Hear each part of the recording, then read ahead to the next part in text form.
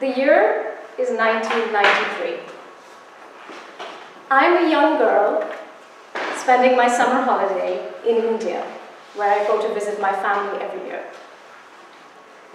It's a hot monsoon day. I can feel the humidity and the sticky uncomfortableness of just being there. It's been raining all day, and I'm really bored out of my mind. Though it's daytime, it's dark and overcast. It's also noisy, because I can hear the traffic and all the cars trying to navigate the waterlogged streets. I'm done with board games, there's nothing on TV. My grandmother, who I absolutely love to bits, walks in and senses my boredom. And she opens her wardrobe, and the moment she opens it, a whiff of naphthalene, or mothballs, you know, those little white deodorizers, fills the air. She opens her wardrobe and sensing my boredom, lets me have a feel of her neatly stacked silk, which she has carefully kept on the shelves. Then she lets me take them out and lays it on the bed. So I spent my entire afternoon playing imaginary silk fabric salesperson in my make-believe shop. And I folded them, unfolded them, and put them back neatly as they were in the wardrobe. As you can tell, I remember the littlest of details of this rather uneventful day of my summer holiday as if it was yesterday. Why am I telling you this? Because it was only a few weeks ago when I was clearing out my own chest of drawers in Uskaist and taking out my woolens that I put away, that same smell of naphthalene or mothballs, I got a whiff of it. And the moment I did, I was transported back to that uneventful day of 30 years ago.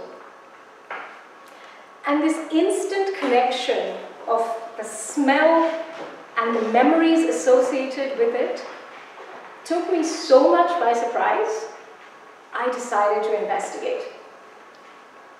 Now it so happens, memories of aroma or aroma memories is actually quite common. And there is a neuroscience that explains why.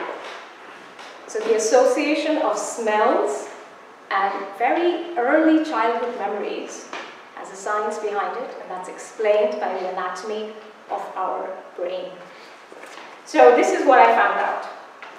When a smell is detected, the olfactory neurons in the upper part of your nose generate an impulse that is passed to the brain along the olfactory nerve.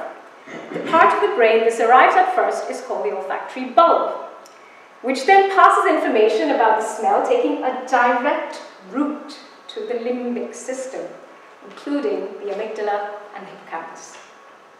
In other words, all that complex stuff, smell signals very quickly get to the limbic system, and it is this rapid, direct anatomical connection is why there is such a strong connection between smells and memories.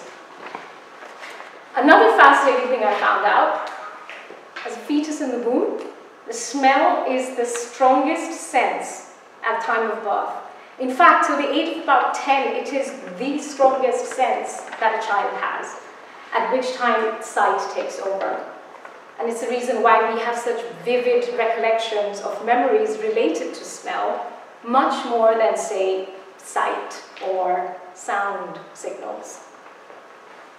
A bit like me and the mothball, really. So what I was so surprised is that whiff of something as incongruent as the mothball brought back memories of mine from 30 years ago. And it wasn't just the events of that day, it was also the associated feelings. I could feel the heat and the discomfort. I could remember the noise of the traffic that day. And very importantly, I could feel the love and warmth of my grandmother. about your own smell memories. Because, like I said, we all have these associated memories with smell. For example, the smell of wet earth when it rains after a dry spell. Or the comforting aroma of pine or cinnamon during Christmas. Or perhaps the smell of cut grass and during the summertime, perhaps your family picnics.